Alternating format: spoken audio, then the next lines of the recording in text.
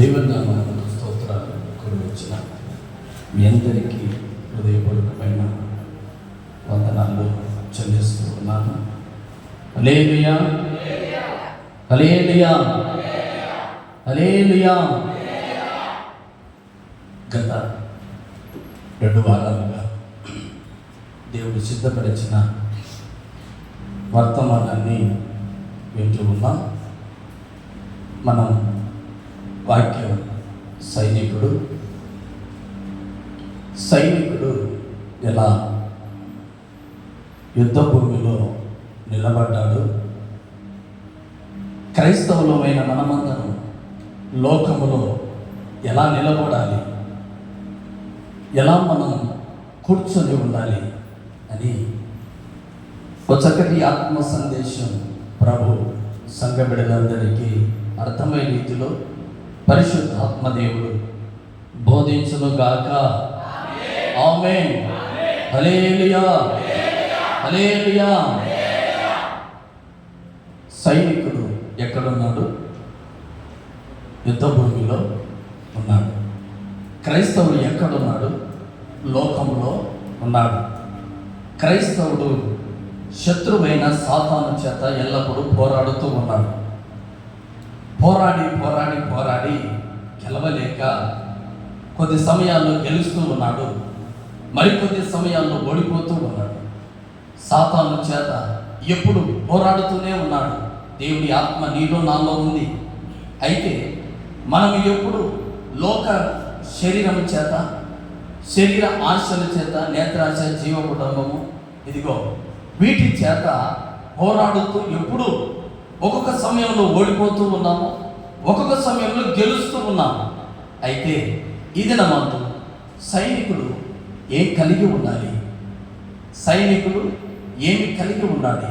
నిన్నటి వారం సైనికుడను పేరు పెట్టుకున్నాడు, యుద్ధ భూమిలోకి నిలబడ్డాడు.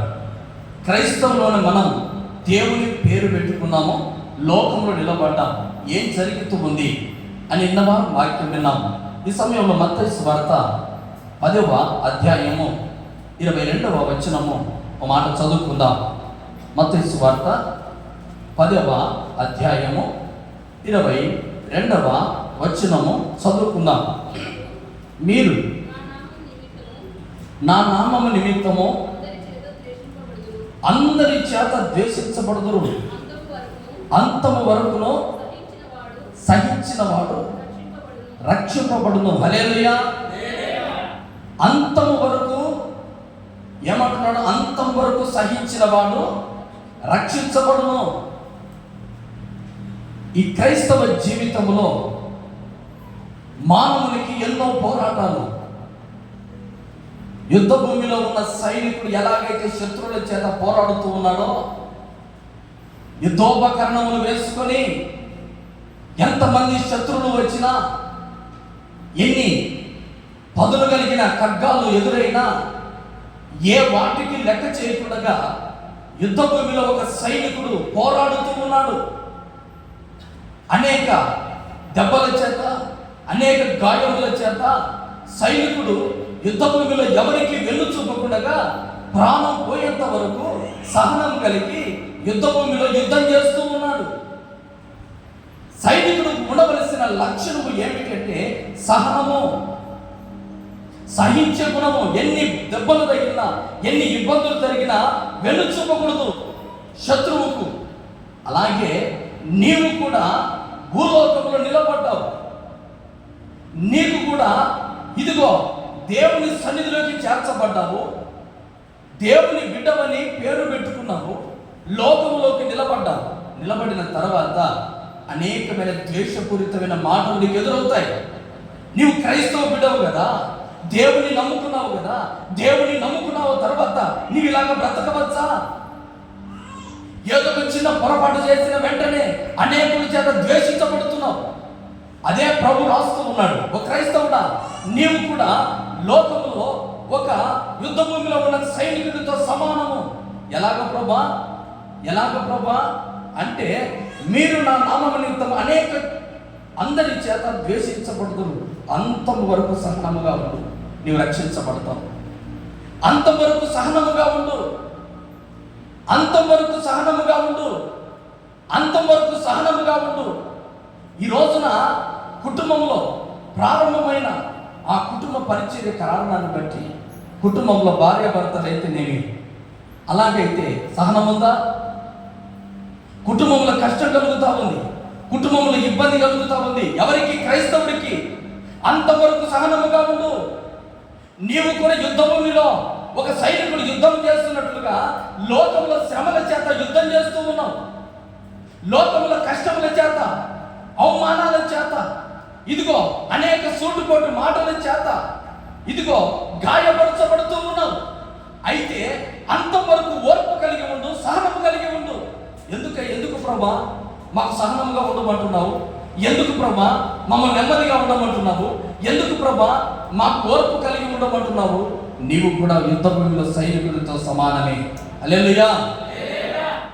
ఓ సహోదరుడు వచ్చాడు, అయ్యా నా కుటుంబం నేను బ్రతకలేను. కారణం ఏంటయ్యా? నా జీవితం ఇక సహనాన్ని కోల్పోయింది. కుటుంబంలో ఉన్న మాటల చేత, పిల్లల చేత ఇదిగో నాలో ఉన్న సహనము చచ్చిపోతా ఉంది. ఎన్ని రోజులు నేను సహించాలి? ఎన్ని రోజులు నేను ఓర్చుకోవాలి? ఎన్ని రోజులు నేను ఈ బాధల చేత గాయపరచబడాలయ్యా? నా బ్రతకాలన్నా విరక్తి పుడతా ఉంది. ఈ జీవితం జీవించాలన్నా ఇదిగో నా జీవితాన్ని మీద నాకే విరక్తి కలుగుతా ఉంది. సహనాన్ని కోల్పోతున్నానయ్యా, సహనాన్ని కోల్పోతున్నానయ్యా. ప్రభు అన్నాడు, అంతవరకు సహనముగా ఉండు, నీవు రక్షించబడతావు. హల్లెలూయా. నీ కుటుంబములో నీకు సహనం ఉండాలి. సహనము లేకపోతే ఓ క్రైస్తవుడు భూలోకంలో నిలబడలేడు. ఓ క్రైస్తవుడు సహనము లేకపోతే, ఓర్పు లేకపోతే కుటుంబంలో జీవించలేడు. ఒక వ్యక్తి సహనం లేకపోతే లోకంలో నిలబడలేడు. అనేక మాటల చేత నిందించబడుతున్న నీ జీవితంలో క్రైస్తవుని మొట్టమొదటి ఆయుధం ఏమిటి అంటే సహనము కలిగి ఉండాలి. రోగముల చేత సహనము లేక, అయ్యో నాకు ఈ బాధ కలిగింది, ఈ నొప్పి కలిగింది, ఈ రోగములను విడిచిపోదు గనుక ఈ లోకము నేను ఎందుకు బ్రతకాలి? ఈ లోకము నేను ఎవరి కోసం బ్రతకాలి? ఈ లోకంలో ఈ వ్యాధి నన్ను నాశనము చేయకమునిపే ఇదిగో నేను మరణానికి దగ్గర వచ్చే మేలు కదా అనేవాళ్ళు సహనము లేక, రోగ బాధలు భరించలేక, కుటుంబ బాధలు భరించలేక, సమస్యలు భరించలేక, సహనము లేక అంతవరకు అంటే నీ జీవితము దేవుడు మరలా తిరిగి తన సన్నిధికి పిలుచున్నంత వరకు నీ జీవితంలో సహనాన్ని నేర్చుకోవాలని ప్రభు అంటున్నాడు. ఎందుకంటే యుద్ధ భూమిలో ఉన్న సైనికుడు, లోకంలో కుటుంబంలో ఉన్న నీవు ఒక సైనికుడితో సమానము అని బైబిల్ గ్రంథం చెబుతా ఉంది. ఈరోజు నువ్వు సహనం కలిగి ఉన్నావా? సహనం కలిగి ఉన్నావా? ఓర్పు లేక, ఈ పరీక్షలు నిలబడలేక ఒకవేళ వెనుదిరిగిపోతున్నావా? ప్రభు అంటున్నాడు, అంతం వరకు సహించిన వాడే రక్షించబడతాడు. అంతవరకు సహించిన వాడే రక్షించబడతాడు. ఈ రోజున ఈ మందిరములో ఉన్న బిడ్డలకు ప్రభు సంపూర్ణమైన సహనము దయచేయుగాక. ఆమేన్. 38 సంవత్సరముల నుంచి కోడేటి దగ్గర ఒకడు ఉన్నాడు, వ్యాధి కలిగిన వాడు. ఆ 30 సంవత్సరం వ్యాధి మోస్తూనే ఉన్నాడు. కానీ 38 సంవత్సరాలు వ్యాధి మోస్తున్నాడే కానీ అంతమ్మకుడు అయ్యో ఈ వ్యాధి చేత నేను ఎప్పుడు బ్రతుకుతానా లేదా చావుకు సిద్ధపడ్డాడా? లేదు. 38 సంవత్సరాలు వ్యాధి మోస్తూనే అక్కడే నిలబడ్డాడు. కానీ ఈ వ్యాధి నన్ను ఏం చేస్తుందని భయపడి ప్రాణాలు తీసుకున్నవాడు కాదు. అంతవరకు దేవుడు ప్రాణం ఉన్నంత వరకు నేను ఊరికే ఉంటాను. నా దేవుడు ఏదో ఒక రోజు మేలు చేయకపోతాడా? ఒక దృఢమైన నిరీక్షణ. ఏదో ఒక రోజు ప్రభువును కాపాడకపోతాడా? ఒక దృఢ నిరీక్షణ. ఏదో ఒక రోజు నాకంటూ ఒక మేలైన రోజులు రాకపోతాయా? ఒక దృఢ నిరీక్షణ. దేవుడు ఏదో రోజు నన్ను రక్షించకపోతాడా? ఒక దృఢ నిరీక్షణ. ఎప్పుడైతే రోగం చేత 38 సంవత్సరాలు పోరాడో, ఆ పోరాడ తర్వాత ఒక రోజు రానే వచ్చింది. ప్రభు వచ్చాడు. ఇన్ని రోజులు లోకాన్ని మోసావు, ఇన్ని రోజులు బాధను మోసావు, సరే మంచిదే. ఆ సహనానికి నేను నమ్ముకుంటున్నాను. ఇదిగో నువ్వు లేచినాడు, స్వస్థపరిచాడు దేవుడు. ప్రభును నమ్ముకున్న ఏ కుటుంబమైనా, ప్రభు ఎరిగిన ఏ కుటుంబమైనా ఒకవేళ బాధల చేత, కన్నీళ్ళ చేత, ఇబ్బందుల చేత కష్టపడుతున్నావా? ఆ కష్టము వెనక దేవుడు ఆశీర్వాదం ఉంచాడని తెలుసుకో. హల్లెలూయా. ఆ కష్టములోనే, ఈ శ్రమలలోనే నా కుటుంబం నేను నాశనం అవుతానేమని పొరపాటున తీర్మానం చేసుకోకు. అంతం వరకు, అంటే నీ ప్రాణం ఉన్నంత వరకు సైనికుడు పోరాడినట్లుగా ప్రతి సమస్యలో, కుటుంబంలో, సమాజంలో, పొలంలో, ఇంటిలో పోరాడగలిగితేనే నీకు జయము కలుగుతుందని ప్రభు సెలవిస్తూ ఉన్నాడు. బైబిల్ గ్రంథంలో ఒక చక్కటి సైనికుడు ఉన్నాడు. రెండవ సమూయేలు గ్రంథం 11వ అధ్యాయం. 2వ సమూయేలు గ్రంథం 11వ అధ్యాయం. అంతం వరకు సహనముగా ఉన్నాడు సైనికుడు. 2వ సమూయేలు గ్రంథం 11వ అధ్యాయం 7వ వచనము చదువుకుందాం. ఉరియా దావీదు వద్దకు రాగా దావీదు యోబాబు యోగక్షేమములను, జనుల యోగక్షేమములను, యుద్ధ సమాచారమును అడిగెను. హల్లెలూయా. ఏమంటున్నాడు? ఉరియా యుద్ధ భూమిలో నుంచి ఇంటికి నడిపించాడు. దావీదు చరిత్ర, బెత్షెబా చరిత్ర మీకు అందరికీ తెలుసు. నేను కేవలం సైనికుడి చరిత్ర చెబుతూ ఉన్నాను. ఎప్పుడైతే యోబాబు సమాచారం తెలుసుకొని ఒక సైనికుడు ఉరియా, అతని పేరు ఏమిటి? ఉరియా అనే ఒక సైనికుడు యుద్ధ భూమిలో నుంచి ఇదిగో రాజనగర్లోకి వచ్చాడు. వస్తూ ఉండగా ఒక సమాచారాన్ని తీసుకొని వచ్చాడు. ఏమని? రాజు వచ్చిన వెంటనే, ఉరియా, యుద్ధంలో అందరూ క్షేమంగా ఉన్నారా? రాజా, యుద్ధం మోపుగా జరుగుతూ ఉంది. నీ యోబాబు, మన సైన్యము, మన ప్రజలు క్షేమంగా ఉన్నారయ్యా, ఎటువంటి ఆపద లేదు, మంచిగా ఉన్నారు, క్షేమముగా ఉన్నారు అంటే ఒక సైనికుడు ఆ యుద్ధ భూమిలో ఉన్న క్షేమంగా ఉన్నారా, క్షేమంగా లేరా పరిశీలన చేసి రాజు దగ్గరికి వస్తూ ఉన్నాడు. ఈ రోజున దేవుని దగ్గరికి నీవు వచ్చావు. వచ్చిన నీవు నీ కుటుంబ యోగక్షేమాలు చూసుకుంటూ వచ్చావా? నీ కుటుంబంలో యోగక్షేమాలు నువ్వు గమనిస్తూ ఉన్నావా? నీ కుటుంబంలో బాధ్యతగా నీవు ప్రవర్తిస్తూ ఉన్నావా? ఈ రోజున నీ కుటుంబంలో ఒక సైనికుడితో సమానమైతే దేవుని దగ్గరికి, రాజు దగ్గరికి వస్తున్న సమయంలో యోగక్షేమాల చేత వస్తున్నావా, కన్నీళ్ళ చేత వస్తూ ఉన్నావా? దేవుడు ఇక్కడికి చిన్న ప్రశ్న వేస్తూ ఉన్నాడు. యుద్ధ భూమి నుంచి వస్తున్న ఒక సైనికుడు యుద్ధ భూమిలో సమాచారాన్ని చేత పట్టుకొని, అయ్యా, మన సైన్యంకి ఏమైంది? క్షేమముగా ఉన్నారు, బలముగా ఉన్నారు. కారణం ఏంటి? దేవుడు ఆ కుటుంబానికి ఆ యుద్ధ భూమిలో మందసం ఉంది. ఆ యుద్ధ భూమిలో దేవుని మందసం ఉంది. జయోత్సాహముతో యుద్ధం మోపగా జరుగుతూ ఉంది. ఆ యుద్ధ భూమిలో నుంచి వచ్చిన ఒక సైనికుడు యుద్ధ భూమికి సమాచారం తెలుసుకున్నట్లుగా నీ గుడారములో నీవు కూడా ఒక మనసుముడి ప్రార్థనా పరుడవు. మనసము లేనివాడివి కాదు. మనసము లేనివాడివి కాదు. ఒకవేళ నీ జీవితంలో మనసము లేనప్పుడైతే, ప్రార్థన లేనప్పుడైతే నీ జీవితంలో ఎప్పుడో నీవు ఓడిపోయేవాడివి. నీ జీవితంలో ఎప్పుడు ఈ లోకంలో ఉండకుండా కనుమరుగైపోయేవాడివి. కానీ యుద్ధ భూమిలో మందసం ఉన్నట్లుగా నీ కుటుంబంలో ప్రార్థన అనే మందసం ఉంది. హల్లెలూయా, హల్లెలూయా.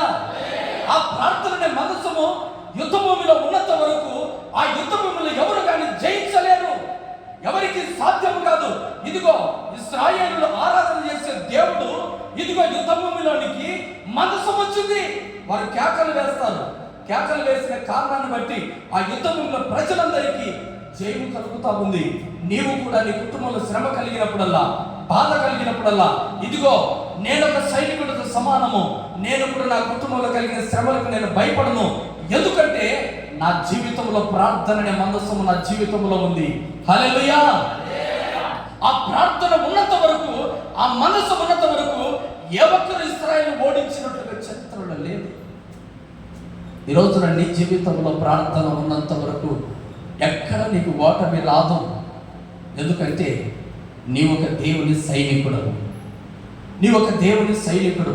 వస్తూ ఉండగా ఒక సైనికుడు క్షేమాన్ని తెలుసుకున్నట్లుగా ప్రియ దేవుని క్రైస్తవ బిడ్డ ఖచ్చితంగా మన కుటుంబ యోగక్షేమాలు ఖచ్చితంగా తెలుసుకునే వారమై ఉండాలి. చాలామంది తన స్నేహితుడి, తన బంధువులు అందరూ బాగలేకపోతే, నువ్వు క్షేమంగా ఉన్నావా, బాగలేవా, ఇదిగో నా దగ్గర డబ్బులు ఉన్నాయి తీసుకో అని ఇతరుల యోగక్షేమాలు అడిగి ఎంతో మందికి ఆదరణ చూపావు.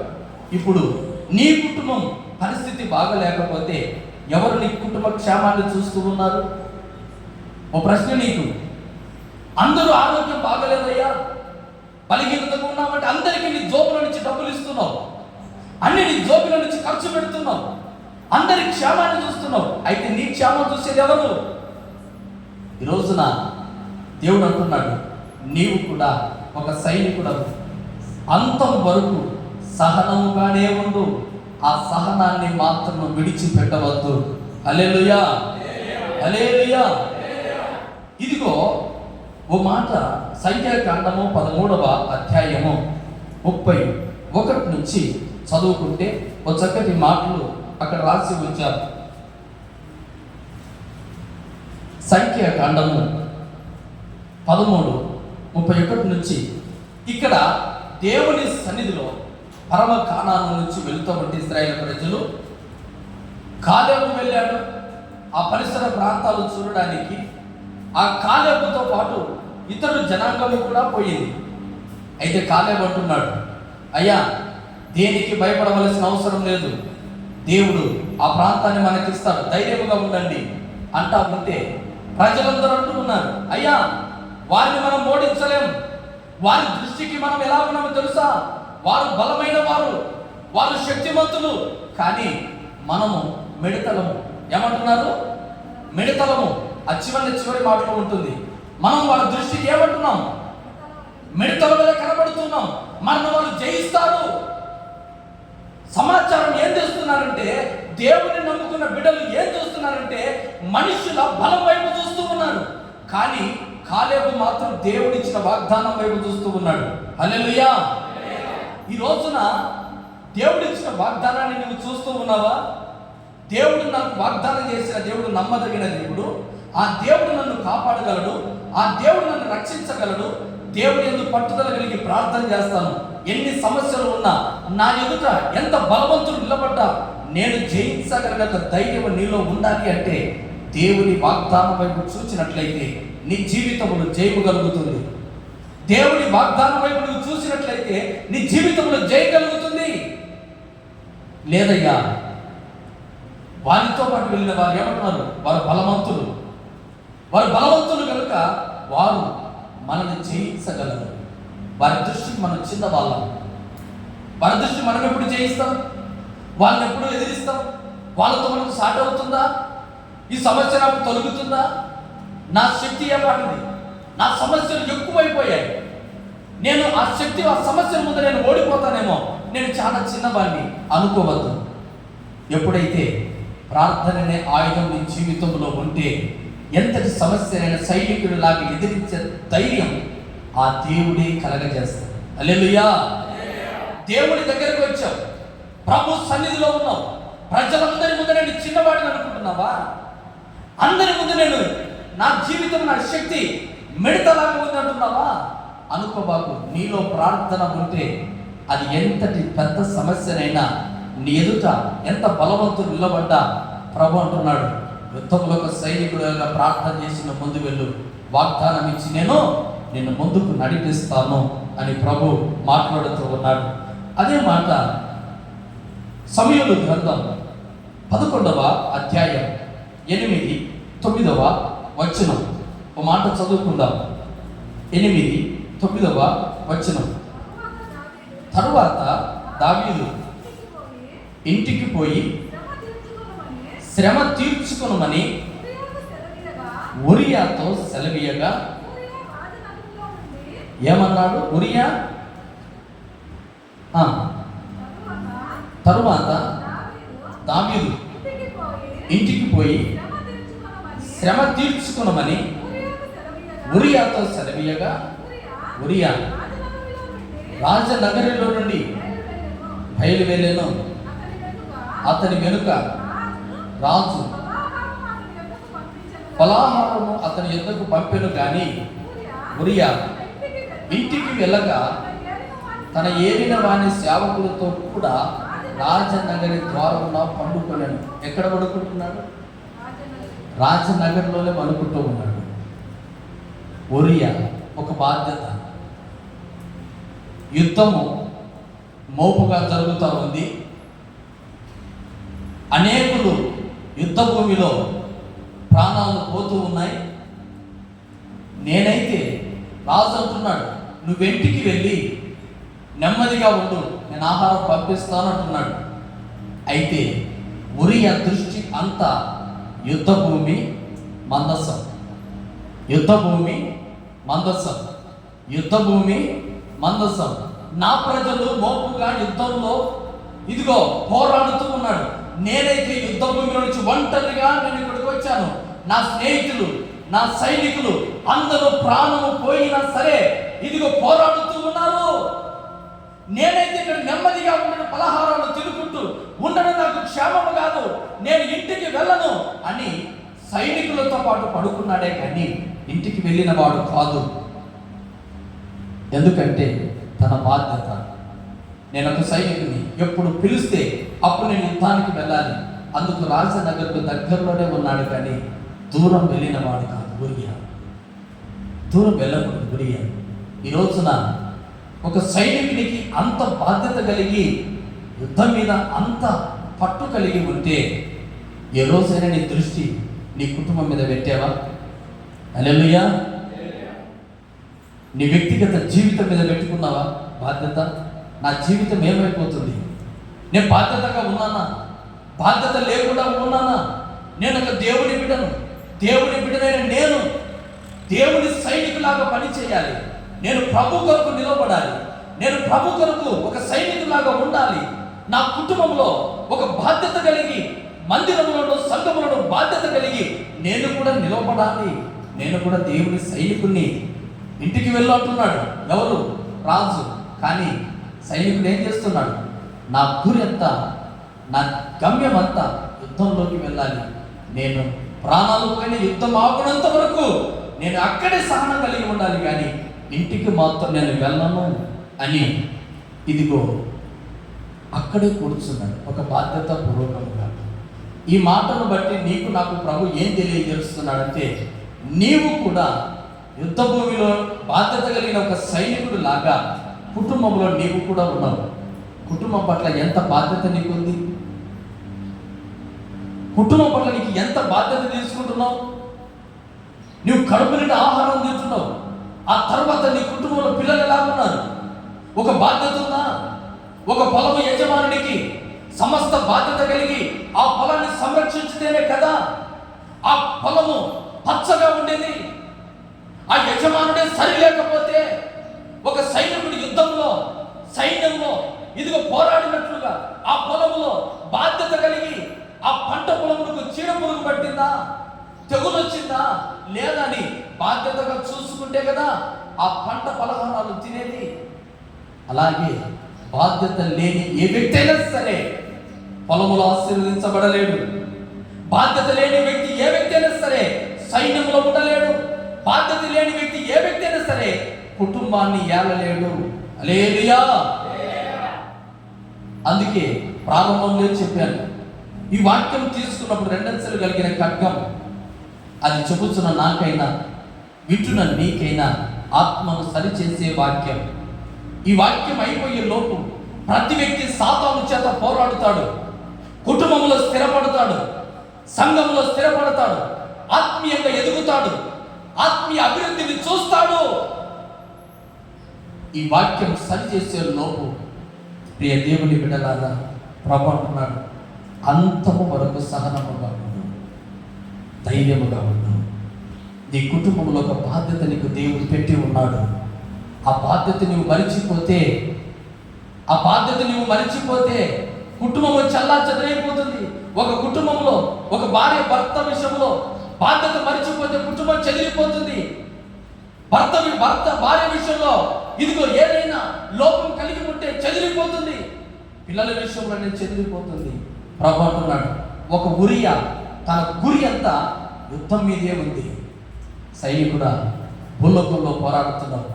సమస్యలు ఎన్ని ఉన్నా, చాలామంది సమస్యలు ఎన్ని ఉన్నా నిమ్మలముగా ఉంటారు. కానీ ఏదైనా ఒక దేవుడి సహాయం వల్ల ఒక పని చేసి ప్రార్థనాపరముగా నా పిల్లలకు కాస్త ఆహారం పెట్టాలి, నా పిల్లలకు కాస్త నెమ్మది పరచాలి, నా పిల్లలు అందరిలాగానే వృద్ధిలోనికి రావాలి, నా సొమ్మును వ్యర్థంగా ఖర్చు పెట్టకూడదని ఒక బాధ్యత నీకుందా?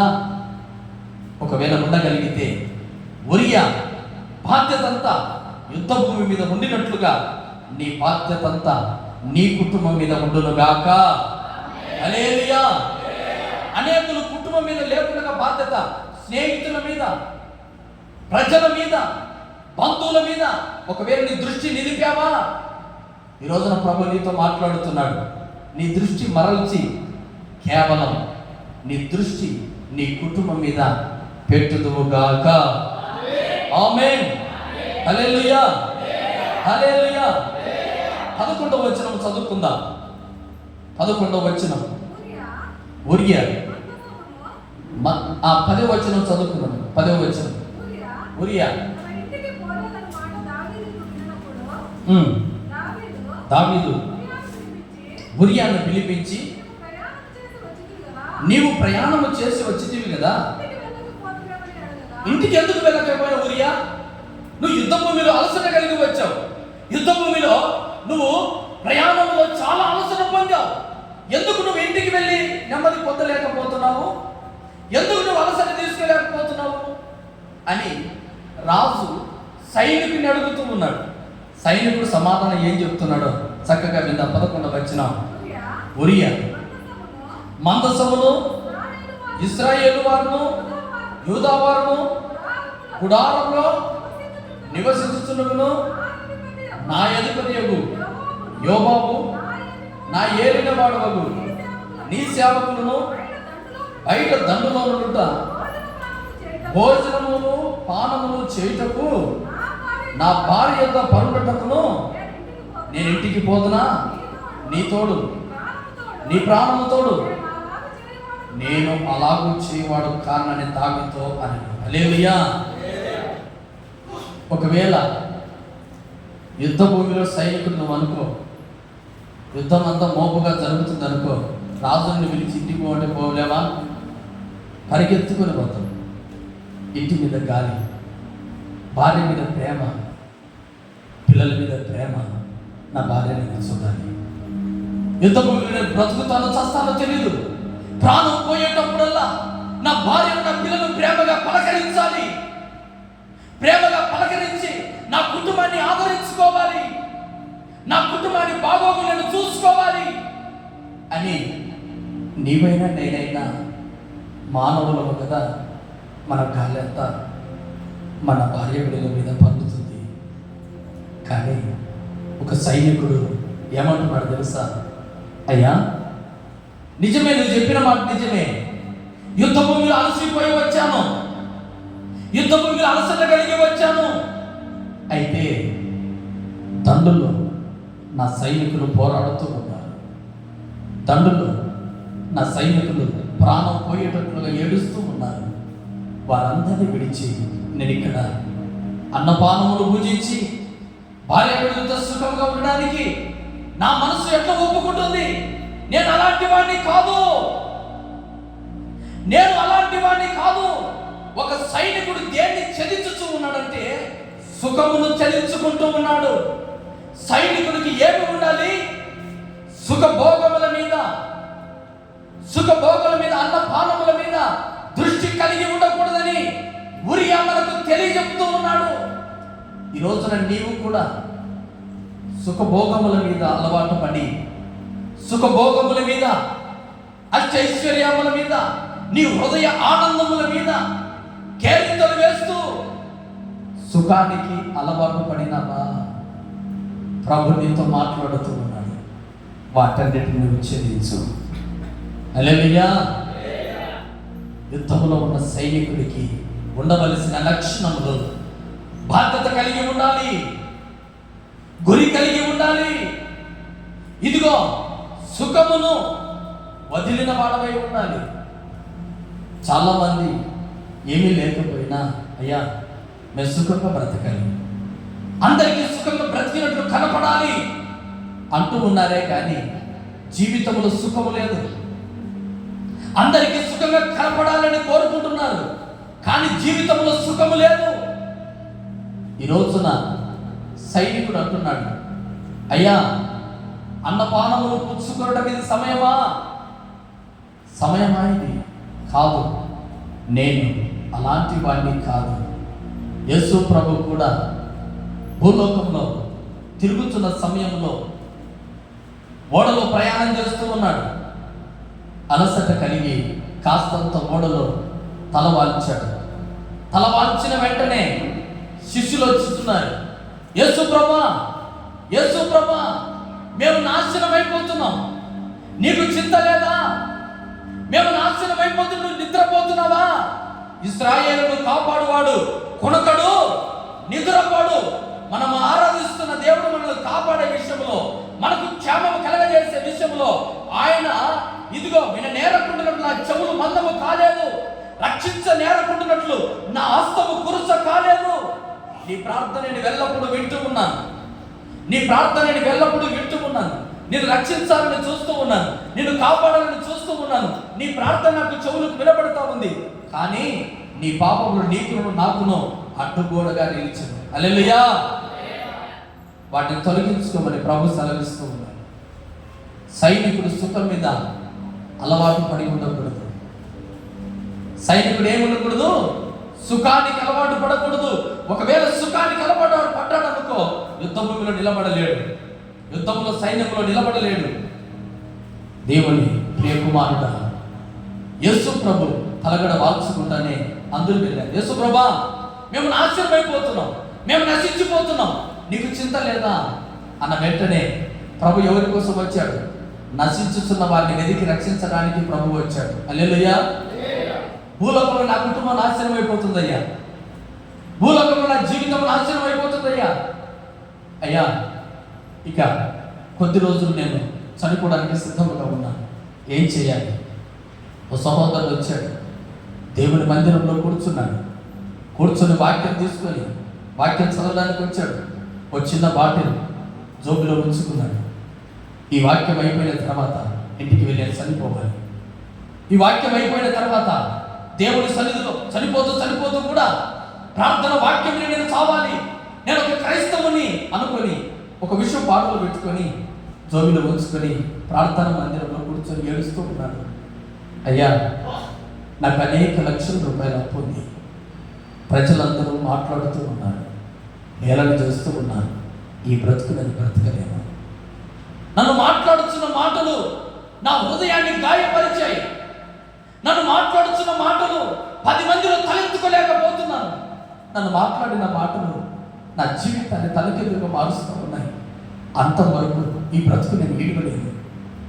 నేను దేవుడు తీసుకున్నంత వరకు నా ప్రాణాన్ని నేను నిలబెట్టుకోవాలని ఆశ నాకు లేదు. ఒకవేళ నిలబడాలని చూస్తూ ఉన్నా ఇతరులు చెప్తున్న మాటల వల్ల నా మాటలని గాయపరచ నా హృదయం అంతా దెబ్బ తగిలి నేను బ్రతక మీద వ్యక్తి పుట్టాను. ఇది చనిపోవాలి. తీసుకున్నాడు, జబ్బులో ఉంచుకున్నాడు, అందరినీ కూర్చున్నాడు. ప్రభు మాట్లాడుతున్నాడు. అంతవరకు సహనంగా ఉంటాడు. హల్లెలూయా. ఎలా నిలబడగలనయ్యా? ఎలా నిలబడగలను?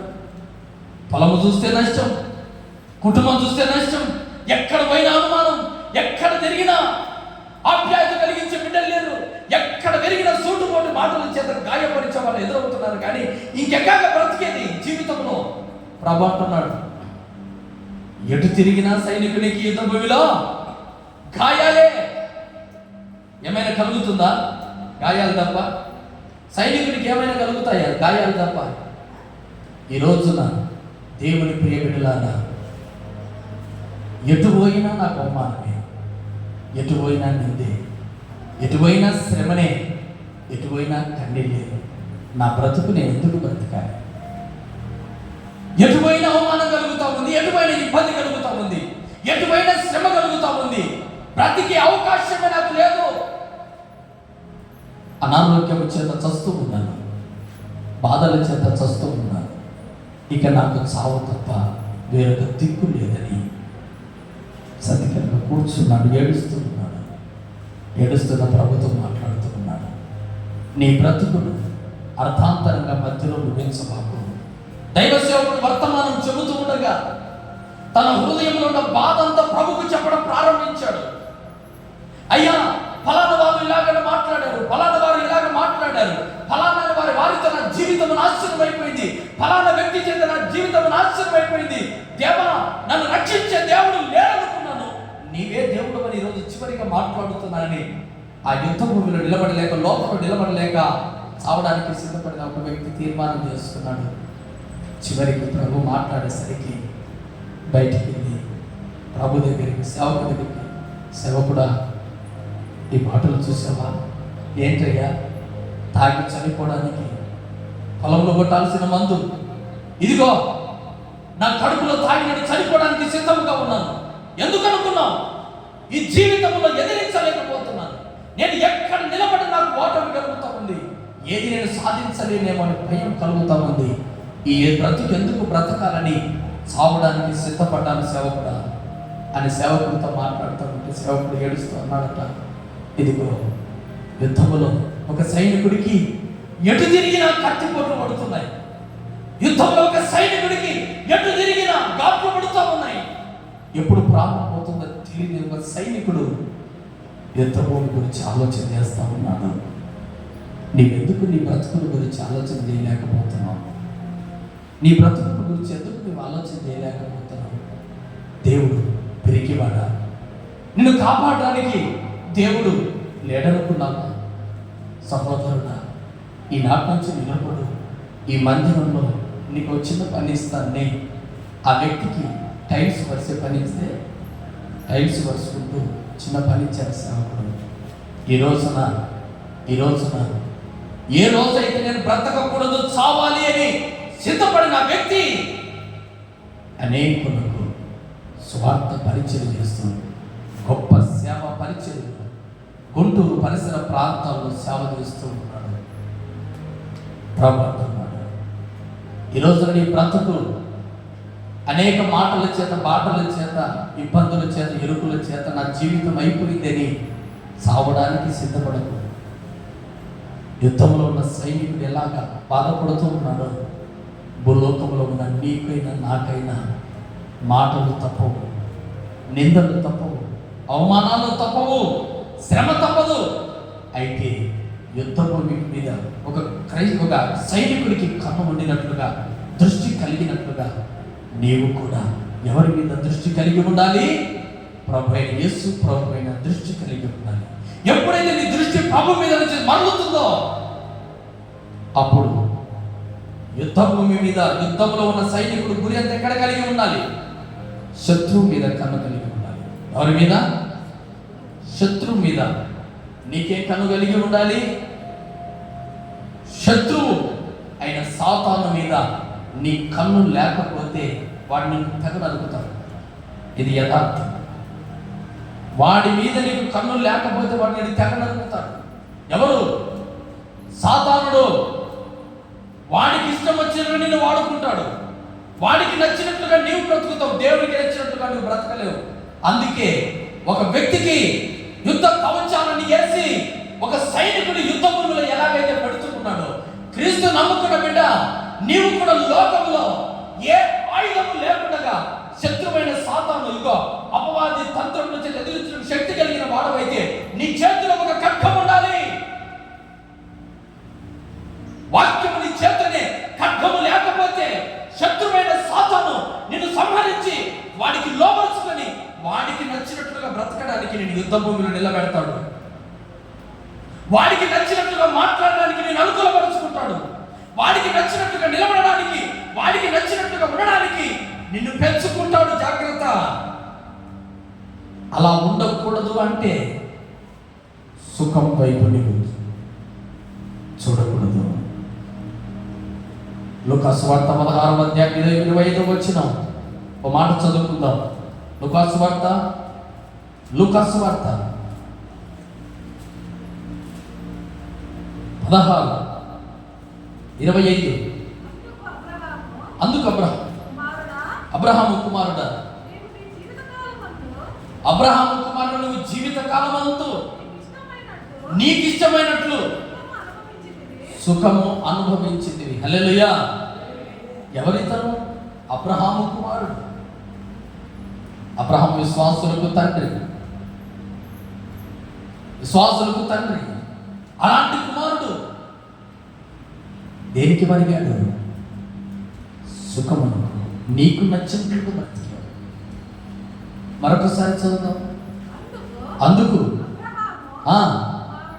మరుడా నీవు నీ జీవిత కాలమందు, దేవుడు ఇక్కడ ప్రతి ఒక్కరితో మాట్లాడుతూ ఉన్నాడు. నీవు నేను మన జీవిత కాలమందు నీకు ఇష్టమైనట్లు సుఖము అనుభవించావు. హల్లెలూయా. మనకు ఇష్టం వచ్చినట్లు, మనకు నచ్చినట్లు, మన హృదయం కోరుకున్నట్లు మనము బ్రతికాము. మనం ఇష్టం వచ్చినట్లు బ్రతకడానికి, బ్రతికితే మనం ఇష్టం వచ్చినట్లుగా చేయడానికి కాదు. యుద్ధ భూమిలో ఏం చేయాలి? రాజు చెప్పిన వరుసలోనే నిలబడాలి. అయ్యా లేదయ్యా, ఈ రోజున క్రైస్తవులైన నీవైనా నేనైనా దేవుని బిడలము మనము నచ్చినట్లుగా బ్రతకడానికి కాదు. దేవుడు తన సన్నిధి బ్రతకని పిలుచుకున్నది నీకు నచ్చినట్లుగా, నీకు ఇష్టం వచ్చినట్లుగా సుఖమును అనుభవించుతూ వచ్చావు. చదవక 25వ వచనం. అందుకు జీవితకాలమందు నీకు ఇష్టమైనట్లు సుఖము అనుభవించితివి.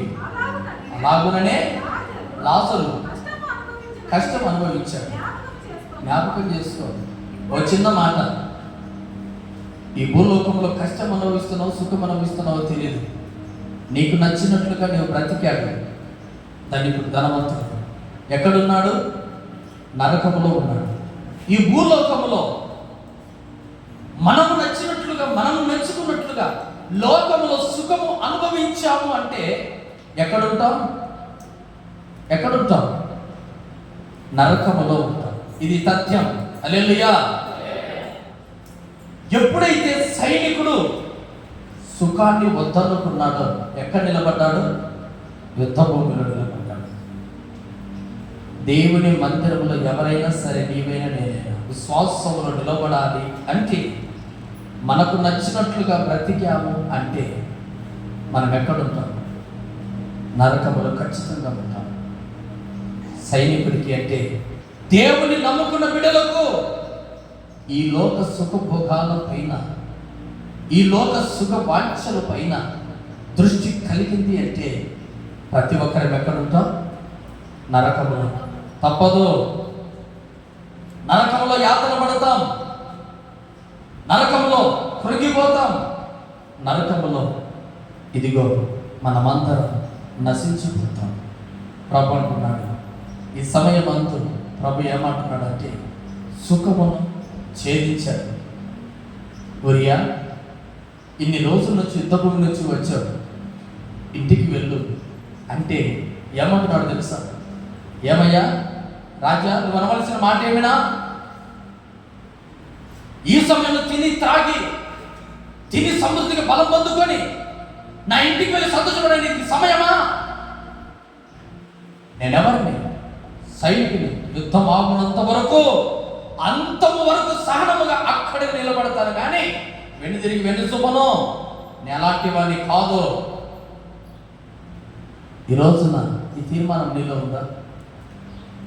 నేనొక దేవుని బిడ్డనంటున్నాను. సైనికులా నిలబడుతూ ఉన్నాను.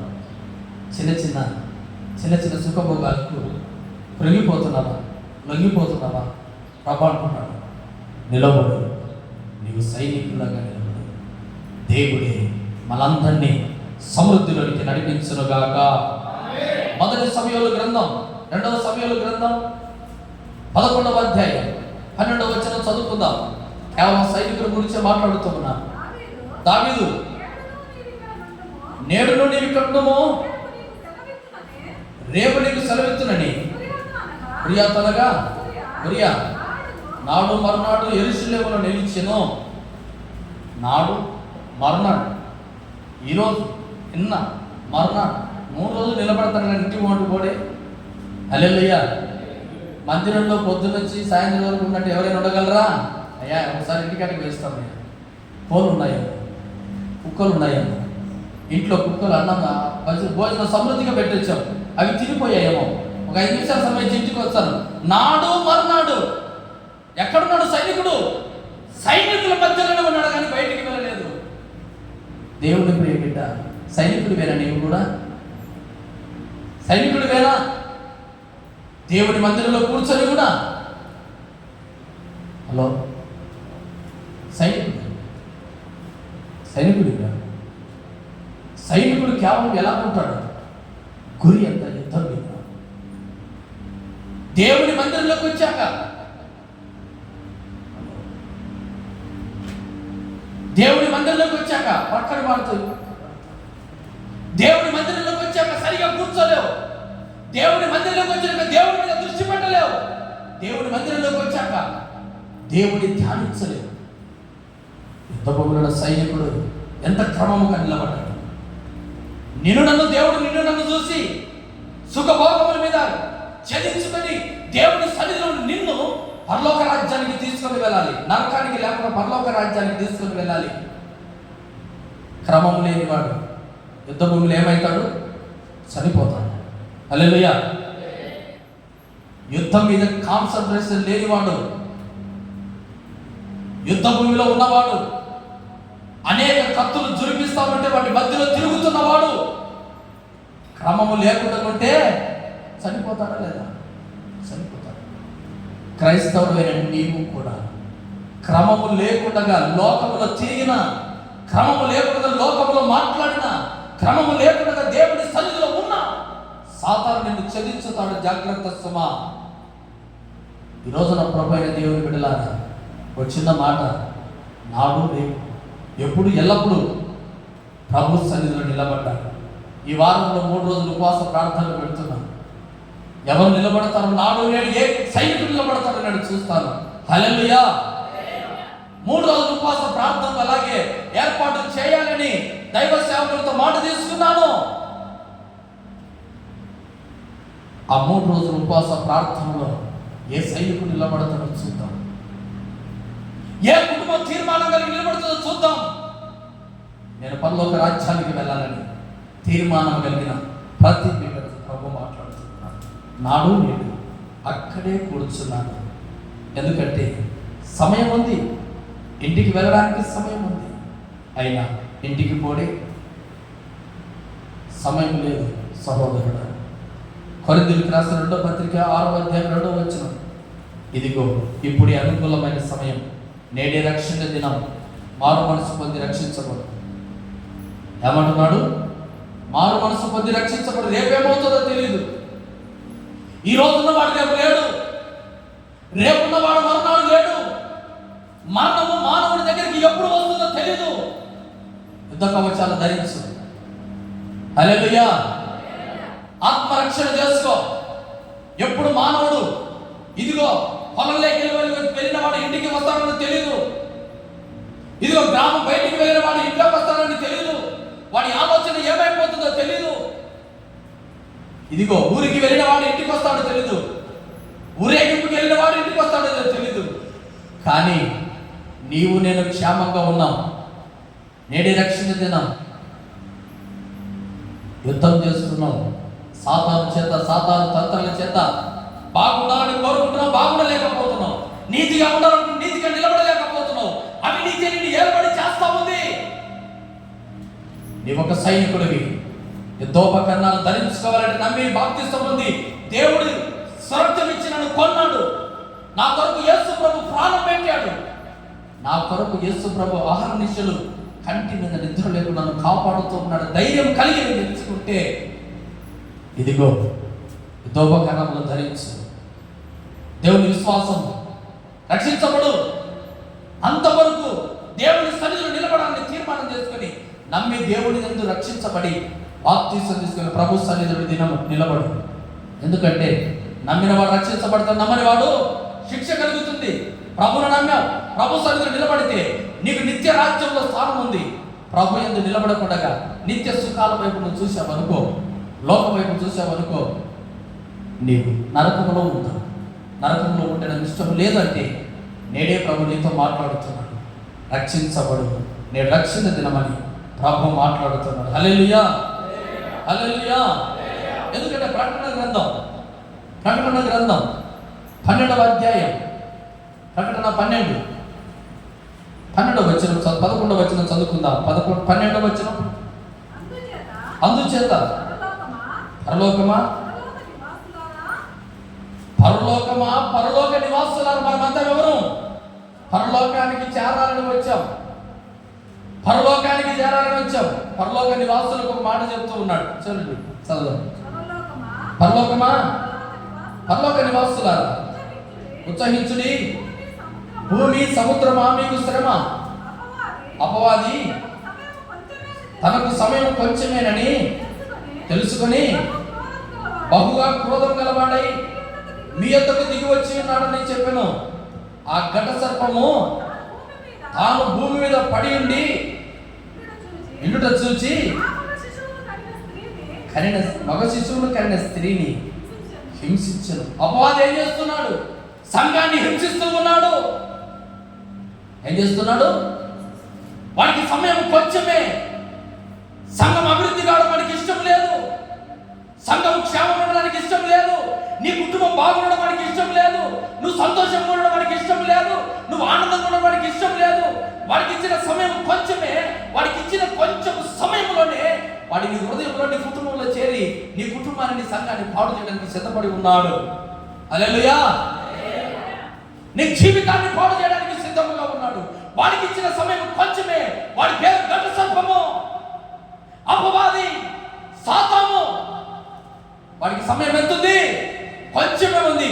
నీ ఆత్మీయత స్థితిని పాడు చేయడానికి, నీ పరిశుద్ధతను పాడు చేయడానికి, ఇదిగో నీ కుటుంబాన్ని నాశనం చేయడానికి వాడికి సమయం ఎంతో కాదు, కొంచెం చాలు. 30 ఏళ్ళ నుంచి సంసారం చేసిన వాళ్ళు 2 నిమిషాలు విడిపోతున్నారు. కారణం, హల్లెలూయా, ఒక చిన్న మాటకు విడిపోతున్నారు. కారణం, వాడి సమయం కొంచెం చాలు, ఒక మాట చాలు, ఒక చిన్న మాట చాలు వాడి కుటుంబం నాశనం కావడానికి. ఎందుకంటే ఒక చిన్న మాట చాలు, ఒక నింద చాలు, ఒక అవమానం చాలు, వాడి కుటుంబం, వాడి జీవితం, వాడి సంఘము పాడు చేయడానికి. వాడికి ఇచ్చిన కొంచెం సమయంలోనే ఇదిగో ప్రయాసపడి భారం వచ్చి సువార్తను ప్రకటిస్తున్నది. ఎన్నో సంఘాలను చల్లచదురు చేశాడు, ఎన్నో సంఘాలను పాడు చేశాడు. వాడికి తెలుసు ఎవరిలో దూరాలు, ఎవడు నాకు అనుమానం, ఎవడు నాకు అనుకూలమైన వ్యక్తి. అందరినీ చూశాడు, శిష్యులు యేసు ప్రభువు అందరినీ. కానీ యూదాలో చేరాడు. హల్లెలూయా. అందరిలో ఉన్నాడు, యూదాలో చేరాడు. యేసు ప్రభు నేను పట్టిస్తానన్నాడు. యేసు ప్రభును నేను పట్టిస్తాను. యేసు ప్రభు సొంత తిరుగుతున్న వారినే సాతాను చేరుంటే నీవు నేను ఒక లెక్కనా కాదు. దేవుణ్ణి నశించుతున్నాడు, తన సొంత శిష్యుల్లో చేరే ఉన్నాడు. ఈ రోజున దేవుని ప్రియ కుమారులారా, కుమార్తెలారా, పరిశుద్ధ పరలోకపు నివాసులారా, అపవాదికి, సాతానుకు సమయం కొంచెమే. నీ ఆత్మీయతను పాడు చేయడానికి ఎన్నో వాటికి నిలబడ్డావని తెలుసుకున్న సాతాను నిన్ను ఓడగొట్టడానికి సిద్ధపాటు కలిగి ఉన్నాడు. సిద్ధపడిన నీవు పరిశుద్ధుడిపై ప్రార్థనా పరుడైతే నిలబడతావు. లేకపోతే యుద్ధ నేర్పరు లేకపోతే ఏమవుతావు? ఓడిపోతావు. దేవుని బిడ్డలారా, లోకంలోని ఒక సైనికుడిని జ్ఞాపకం చేసుకో. నీకెన్నో శ్రమలు వస్తాయని జ్ఞాపకం చేసుకో, ఎన్నో ఇబ్బందులు వస్తాయని జ్ఞాపకం చేసుకో. నీ హృదయానికి ఎంతో బాధ కలుగుతుందని తెలుసుకో. తెలుసుకున్న నీవు ఒక సైనికుడి లాగా, యుద్ధ భూమిలో ఒక సైనికుడు ఎలాగ నిలబడుతున్నాడు, లోకంలో, కుటుంబంలో, గ్రామంలో నీవు అలా ధైర్యంగా నిలబడితే తప్ప నీవు బ్రతకలేవు. అంతవరకు కష్టపడు, అంతవరకు పోరాడితే నీకు చివరిగా విజయం కలుగుతుంది. ఆ విజయం చూసేంత వరకు నువ్వు అలానే ఓర్పు కలిగి ఉండని ప్రభువు చక్కగా మనందరితో మాట్లాడుతున్నాడు. హల్లెలూయా. మరొక మాట, సమూయేలు 2వ గ్రంథం 11-13 చదువుదాం. సమూయేలు 2వ గ్రంథం. దావీదు భోజనమునకు పిలిపించను. బాగా తిని తాగాడు. తర్వాత మత్తులుగా చేసి బయలువెళ్ళి ఇంటికి పోక హల్లెలూయా ఏం చేశాడు? సైనికుడికి ఏ అలవాటు ఉంటుంది? ఆర్మీ వాళ్ళకి తాగుతారు. ఆర్మీ వాళ్ళు ఖచ్చితంగా బ్రాండ్ అయ్యారు. హల్లెలూయా. ఈ సైనికుడిని ఏం చేశారంటే రాజు బాగా, వీడు మెలకువలో ఉన్నాడు, మంచి వ్యక్తి కదా, వీడు ఎలా ఇంటికి పోతాడో చూద్దామని, పోడేమో చూద్దామని బాగా మత్తుగా తాపాడు. తిండి తినిపించాడు, తాపాడు. ఇక్కడ ఇంటికి పోరా, ఇంటికి పోతాడు. తాగిన మత్తు మైకములోనే నేను ఒక సైనికుడిని గుర్తు చేసుకొని తాగి మత్తుడుగా ఉన్నా కూడా తిరిగి సైనికుల మధ్య వచ్చి పడుకున్నాడు. ఇంటికి పోలేదు. ఏం చేశాడు? వాడు తాగిన మైకములో కూడా ఏం మెలకువ ఉన్నాడు? నేను సైనికుడిని జ్ఞాపకం పెట్టుకున్నాడు. ఈ రోజున నీ ఒక క్రైస్తవుని జ్ఞాపకం ఉందా? దేవుని బిడ్డనని జ్ఞాపకం ఉందా? ఓ ప్రశ్న నీకు. నేను మనిషిని జ్ఞాపకం ఉందా? నేను ఒక ఆత్మీయుడని జ్ఞాపకం ఉందా? నేను ఒక విశ్వాసుని జ్ఞాపకం ఉందా? నేను సాతాను చేత పోరాడుతున్న ఒక సైనికుడి జ్ఞాపకం ఉందా? లేదు. తిని తాపి మత్తుగా చేసినా కూడా వాడి కత్తి, వాడి డాలు, వాడన్నీ ఎత్తుకొని పోయి సైనికుల మీద పడుకున్నాడు. మరలా అడిగాడు, ఒరే ఎక్కడున్నాడా ఉరియా? తాగాను కదా, ఇంటికి పోయాడా? బ్రహ్మా, తాగినప్పుడు మంచివాడే, తాగితే దుర్మార్గుడు అనుకున్నాం, కానీ తాగిన వాడి మెలకు ఉందయ్యా. సైనికుల మధ్యలో ఎక్కడ పలుకోలేదు. వాడు తిరిగి సైనికులతో చేరాడు. ఈ రోజున నీకు ఒక చిన్న మాట ఇవ్వాలని కోరుకుంటున్నాను. మందిరంలో ఉన్నంత వరకు క్రైస్తవుడివే. మందిరం దాటితే ఎలా ఉన్నావు? మందిరంలో ఉన్నంత వరకు క్రైస్తవుడివే, సైనికుడివే. సైనికుడికి తాపినా కూడా ఏం చేస్తున్నాడు? సైన్యంలోనే చేరుతున్నాడు, కానీ పక్క లేకపోయాడా? పోలేదు. క్రైస్తవుడా, నీ దేవుని బిడ్డవే. మందిరం విడిచిన తర్వాత నీ అలవాటు ఏమిటి? మందిరం దాటిన తర్వాత నువ్వు ఏ విధానంలో ఉన్నావు? నేను ఒక దేవుని బిడ్డనని జ్ఞాపకం చేసుకున్నావా? దేవుని బిడ్డను కాదని ఒకవేళ మత్తులుగా ఉన్నావా? ఈ రోజున నిజముగా నీ ఆలోచన నెరిగి నేను ఒక సైనికుని వలె ఉన్నానని నీవు అనుకోగలిగితే నీవు క్రైస్తవుని ఆలోచన కలిగి నీవు ఉండాలి. బయటికి వెళ్ళినా, మత్తుడిగా ఉన్నా, ఎన్ని సమస్యలు నీకు వచ్చినా నువ్వేం కలిగి ఉండాలి? నేనొక క్రైస్తవుని. ఎవరికి ఉంది క్రైస్తవుడని జ్ఞాపకం ఉందా? దేవుని బిడ్డని జ్ఞాపకం ఉందా? ఆయన పాస్టర్ని జ్ఞాపకం ఉందా? ఈయనొక విశ్వాసానికి జ్ఞాపకం ఉందా? ఉండాలి. ఇవన్నీ ఉంటే నీ ఒక యుద్ధ భూమిలో సైనికులతో సమానము. సమూయేలు గ్రంథం 11-15 వచనం. యోవాబునకు ఏమంటున్నాడు? యోవాబు ఏం చేశాడంటే 14 వచనం చదువుకున్నాడు. ఉదయమున దావీదు యుద్ధము మోపుగా జరుగుతున్న చోట ఉరియాను ముందు పెట్టి అతను కొట్టబడి హతమగునట్లు నీవు అతనికి వెళ్ళిపోమని యోవాబునకు ఉత్తరము రాయించి ఉరియా చేత పంపాడు. హల్లెలూయా. ఏం చేశాడంటే రాజుల కాలంలో ఇలాంటి పత్రికలు ఉంటాయండవా? రాజు కాలంలో ఉత్తరాలు ఇలా ఉంటాయి. ఇలాంటి ఒక ఉత్తరం రాశాడు రాజు. ఇలాంటి ఉత్తరంలో ఏం చేశాడు? ఈ ఉరియా నమ్మకమైన సైనికుడే, అయితే ఈ ఉరియాను యుద్ధం మోపుగా జరుగుతున్న సమయంలో ముందు పెట్టి ఈ ఉరియాను చంపించు అని రాజు శాసనము రాయించి ఇలాంటిది పట్టసంగా ఇలా చేసి, ఉరియా లోపలికి రా. అయ్యా వచ్చాను, ఇంటికి వెళ్ళవా? వెళ్ళను.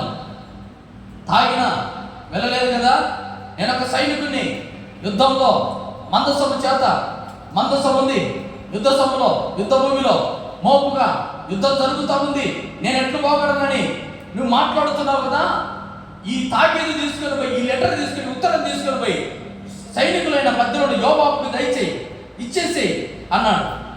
సరే, ఆ ఉత్తరంలో ఏం రాసి ఉంది? ఉత్తరం నేను తీసుకుపోతుంటే నన్ను చంపమని రాసి ఉంది.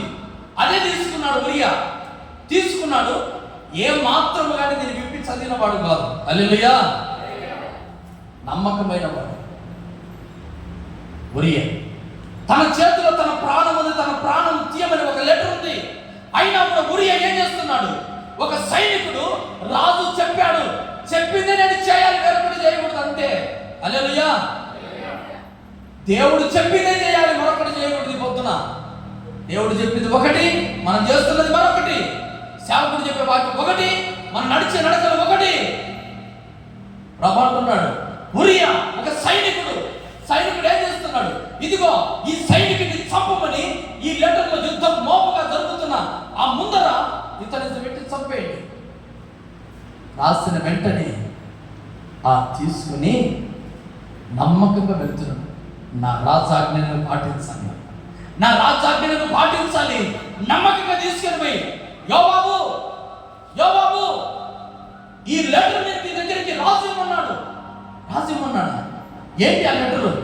తీసి చదివితే ఇతన్ని తీసి యుద్ధం మోపుగా ఉన్న సమయంలో చంపివేసి. హల్లెలూయా. ఏం చేయలేని పరిస్థితి. ఎవరికి? ఉరియా. తెలియదు పాపం. ఎవరిని నమ్మాడు? రాజు నమ్మాడు. రాజాజ్ఞను పాటించాడు. నేను ఒక సైనికుడిని అనుకున్నాడు. ఈ సైనికుడు ప్రాణం పోయేంత వరకు ఇదిగో యుద్ధ భూమిలోనే ఉండాలని కోరుకున్నాడు. మత్తుని కానీ చేసినా వెళ్ళలేదు, ఏం చేసినా వెళ్ళలేదు. అయితే చివరికి తన ప్రాణము తీయమని ఒక లెటర్ రాసి లెటర్లో పెట్టినా కూడా తన ప్రాణము తన చేతుల్లో ఉందని తెలియక ఈరోజు చాలా మంది గుడ్డిగా నమ్మిన వారు ఎందరో ఉన్నారండి. ఈరోజున నమ్మిన భర్తను చంపిన వారు లేరా? హల్లెలూయా. లేరా? నమ్మిన భార్యను చంపిన వారు లేరా? నమ్మిన వారిని నాశనం చేసిన స్నేహితులు లేరా? నమ్మిన కుటుంబాన్ని నాశనం చేసిన ప్రజలు లేరా? గుడ్డిగా నమ్మాడు. ఎవరు? ఉరియా. ఈరోజు నీవు కూడా గుడ్డిగా అందరినీ నమ్మబాకు. హల్లెలూయా. నీవు ఒక సైనికుడివి, మెలకు ఉండాలి. యుద్ధ భూమిలో ఎక్కడ పడితే అక్కడ నిలబడి, అయ్యో ఈ చేతుల్లో ఏముందో తెలియక, వీరి మనసులో ఏముందో తెలియక గుడ్డిగా నమ్మి, అనేకులు నమ్మి నాశనమైన కుటుంబాలు ఎన్నో ఉన్నాయి. ఇప్పటికైనా మెలకువ తెలుసుకోండి. అందరూ మనవారు కాదు, అందరూ నవారు కాదు, అందరూ నా వారు కాదు, అందరూ నీ వారు కాదు. గుడ్డిగా నమ్మి యేసు ప్రభువుని నమ్మాడు. గుడ్డిగా నమ్మి ఇదిగో క్రైస్తవుని ముద్ర పెట్టి ఈ పరిశుద్ధమైన బైబిల్ గ్రంథం నీకు చేతికిస్తే ఏం చేస్తున్నావు? దేవుడు ఇచ్చిన నమ్మకాన్ని నువ్వు చేత పట్టుకున్నావు. యేసు ప్రభుల వారు తన మరణమైతే తెలుసు, పాపులందరి కొరకు మరణమైపోతాను నేను, యేసు ప్రభును ఇదిగో నేను ఈ భూలోకంలోకి వచ్చిన తర్వాత ఈ పాపులందరికీ నేను ప్రాణం పెట్టాలని నా ప్రభుకు తెలుసు. ఆయన ఒక సైనికుడు. ఇదిగో పాపులందరూ గెచ్చమైన తోటలో యేసు ప్రభుతో ప్రభు మాట్లాడుతున్నాడు. ఇదిగో ఈ పాత్ర నా దగ్గర నుంచి తొలగించండి అయ్యా. ప్రార్థన చేసి నా చిత్తము కాదు, నీ చిత్త ప్రకారమే, కానీ ఈ ప్రజల కొరకు నేను చనిపోవాలని నాకు తెలుసు. అయినా నేను సిలువ భారాన్ని మోస్తాను, నేను సిలువను ఎక్కుతాను, నేను దేవుని సన్నిధిలో ఇదిగో ప్రభు నీ చిత్తాన్ని నేను నెరవేరుస్తానని దేవుడు చెప్పినట్లుగా యేసు ప్రభు గారు తండ్రి ప్రకారముగా, ఆజ్ఞ ప్రకారముగా పాపులందరి కొరకు తెలిసి ప్రాణం పెట్టారు. హల్లెలూయా. యేసు ప్రభు ఒక సైనికుడు. పాపులందరి పరిశుద్ధంగా మార్చడానికి యేసు ప్రభు నీ నా పాపముల కొరకు ప్రాణం పెట్టాడు. నిన్ను నమ్మి ఈ పరిచయంలో ప్రభు నిలవబెట్టాడు. నీ ఒక సైనికుడివి. ఎవరిని నమ్ముతున్నావు? ఎవరిని నమ్మి నీ కుటుంబాన్ని నాశనం చేసుకుంటున్నావు? ఇప్పటికైనా మెలకువలేదా? ఎవరు నీకు మంచి చేస్తున్నారు? ఎవరు నీకు నాశనం చేస్తున్నారు? ఎవరు నిన్ను మేలు కోరుతున్నారు? నీవేమో అందరి మేలు కొడుతున్నావు. కానీ ఒరియా ఏం చేశాడు? నేను ఒక సైనికుడి, రాజ్యాన్ని కాపాడుతున్న ప్రాణాన్ని పోయినా సర్లే అనుకుంటున్నాడు. కానీ రాజు ఏం చేస్తున్నాడు? చంపడానికి లెటర్ రాశాడు. ఈరోజు నీవేమో నీ కుటుంబం కొరకు, నీ కొరకు, నీ పిల్లల కొరకు, నీ భార్య కొరకు కష్టపడుతూ ఉన్నావు. నీ సభ కొరకు ప్రయాసపడుతూ ఉన్నావు. నీ కొరకు నువ్వు ప్రయాసపడుతూ ఉన్నావు. మంచిదే. అయితే నీకంటూ ఒక మెలకు ఉండాలని ప్రభు నేర్పుతూ ఉన్నాడు. పాటలు రాత్రి వేళ పాట చదువుతా ఉంటే కళ్ళకి నీళ్ళు వస్తున్నాయి. ఎందుకో తెలుసా? ప్రభా, నిజమే ప్రభా, గత రాత్రి కొడుకు సమస్యల వల్ల ఇదిగో అంతవరకు నువ్వు నమ్మకంగా ఉండు. ఈ పరీక్షలు వద్దు, ఈ ప్రార్థన వద్దు, ఈ సమస్యలను పడలేను. హృదయంలో బాధలు, కన్నీళ్లు కలుగుతా ఉన్నా, దుఃఖములో వేదన కలుగుతా ఉంటే ప్రభు నాతో మాట్లాడుతున్నాడు. అంతవరకు సహనముగా ఉండు, నిన్ను నేను రక్షించుకుంటాను. హల్లెలూయా. అంతవరకు రక్షణ నమ్మకముగా ఉండు, నేను నిన్ను రక్షించుకుంటాను. 3 రోజుల ఉపవాస ప్రార్థనలు ఏర్పడింది. ప్రభు నేను మాట్లాడడానికి ఉన్నాను. దేవుడి సన్నిధిలో ప్రియ దేవుడి బిడ్డలారా, ఒక సైనికుడు లాగానే ఉండాలి. ఎవరిని నమ్మావు? నమ్మి నమ్మి మనుషులను నీవు నమ్మి నమ్మి పలుమార్లు మోసపోయావు,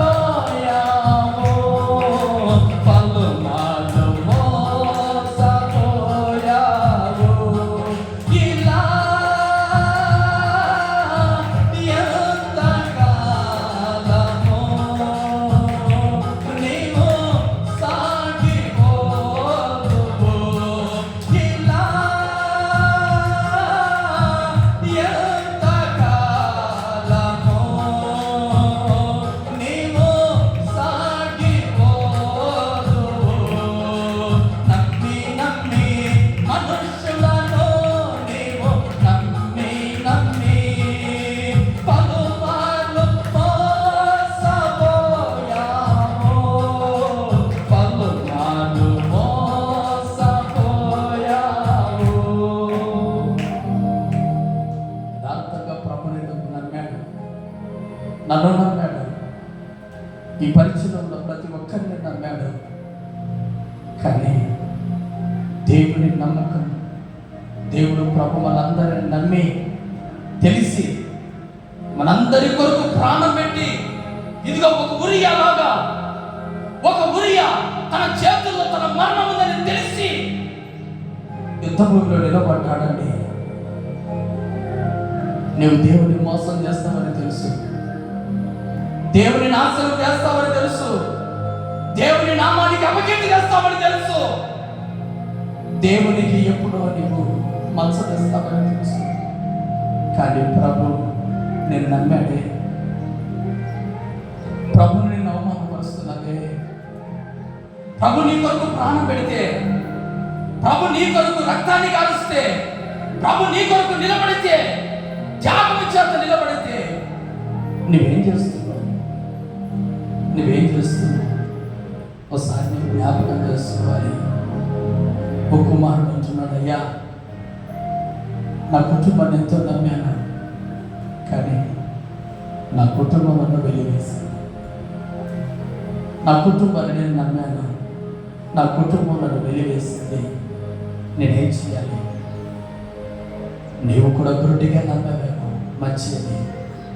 దయచేసి ఆ మంచి అనే ముసుగులో, ఆ మంచితనమైన ముసుగులో ఇదిగో ఈ ఉత్తరములో ఒరియా మరణము విన్నట్లు మంచితన ముసుగులో నీ నాశనాన్ని కోరుకుంటున్నారేమో. అలాంటి వారికి దూరముగా ఉండు. ప్రభు మాట్లాడుతున్నాడు. అలాంటి వారికి దూరముగా ఉండి ప్రభుకు దగ్గరగా, నీ కొరకు నా కొరకు ప్రాణం పెట్టిన యేసయ్యకు దగ్గరగా అంతవరకు సహనముగా ఉండు. ప్రభు అంటున్నాడు, నేను నిన్ను రక్షిస్తా, అంతవరకు నేను రక్షిస్తా ఉన్నాను. ప్రభు నేను నిన్ను రక్షించుకుంటాను అని ప్రభు అంటున్నాడు. అయితే ఎప్పుడైతే ఉరియా అయ్యా యోబాబు రాజు చెప్పాడయ్యా, ఈ లెటర్ ఇచ్చాడు, తీసుకో అన్నాడు. పాపం యోబాబు చదివి ఉరియాని చూసి, అయ్యో ఉరియా దీంట్లో చదివావా? లేదయ్యా, చదవలేదు. ఎందుకు చదవలేదు? రాజునికి ఇవ్వన్నాడు కదయ్యా, నా పని ఏమిటి? కేవలం ఇవ్వడమే కదా, నాకు అవసరం లేదయ్యా. యథార్థంగా అండి, నాకు చాలా బాధేస్తుంది వాక్యం చదువుతాం. ఎంత నమ్మకంగా ఉన్నాడు ఒక సైనికుడు. దేవునికి మనం ఎందుకు నమ్మకంగా ఉండలేకపోతున్నాము? దేవుని సన్నిధిలో మనం ఎందుకు ఆ నమ్మకత్వాన్ని కనపరచలేకపోతున్నాం?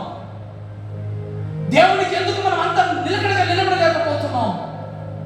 ఈ రోజున ఒక ఉరియాలాగా మనం ఎందుకు నిలబడలేకపోతున్నాం? ఒక ఉరియాలాగా మనం ఎందుకు స్థిరపడలేకపోతున్నాం?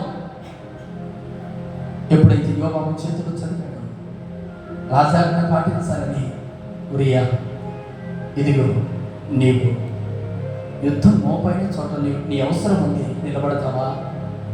నిలబడతావు ఉరియా? అయ్యా ఏం చెప్పినా నేను నిలబడతా. యుద్ధం మోపుగా నిలబడుతుంది. చాలా బలమైన వాళ్ళు ఎదురు నిలబడాలి. నిలబడగలవా?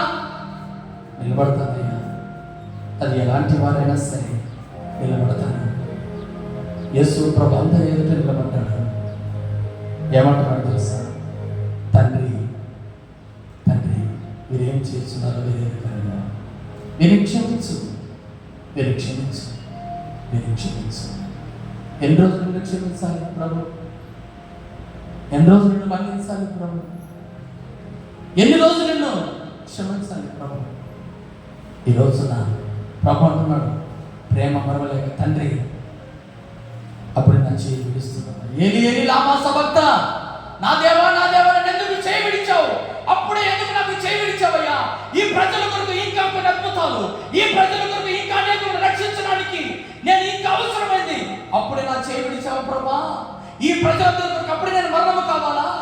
అయినా నా చిత్తము కాదు ప్రభా, నీ చిత్తమే నెరవేరని ఈ ప్రజలందరి కొరకు నేను ప్రాణం పెడతాను. ఒక మంచి సైనికుడు లాగా శిలువలో యేసు ప్రభు నీ కొరకు నా కొరకు ప్రాణం పెడుతున్నాడు. ఆయన ఒక సైనికుడు. ఆ తీర్మానము నీలో ఉండాలని ప్రభుని ఒక సైనికుడి లాగా యుద్ధోపకరణాలు ధరించు అంటున్నాడు. యుద్ధోపకరణం ధరించి సాతాను చేత నీకు నిలబడాలి, అప్పుడే నీ కుటుంబం నీవు రక్షించబడుతుంది అని ప్రభు అన్నాడు. వెళ్ళాడు, బలమైన యోధుల దగ్గర, బలవంతుల దగ్గర నిలబడ్డాడు. చదువు 16-17. యోబాబు పట్టణం ముట్టడి చేయుచుండగా ధైర్యవంతుడు స్థలమును గుర్తించి ఆ స్థలమునకు ఉరియాను పడ్డాడు. హల్లెలూయా! ఎక్కడ బలవంతులు ఎక్కడున్నారు? ధైర్యవంతులు ఎక్కడున్నారు?